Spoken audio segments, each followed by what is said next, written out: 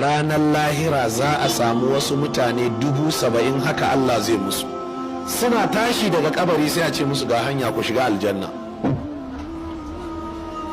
Su ba za su tsaya dandalin kiyama ba ma, da sun tashi daga kabari to ku wuce mutum 70,000. Allah ya sa muna ciki.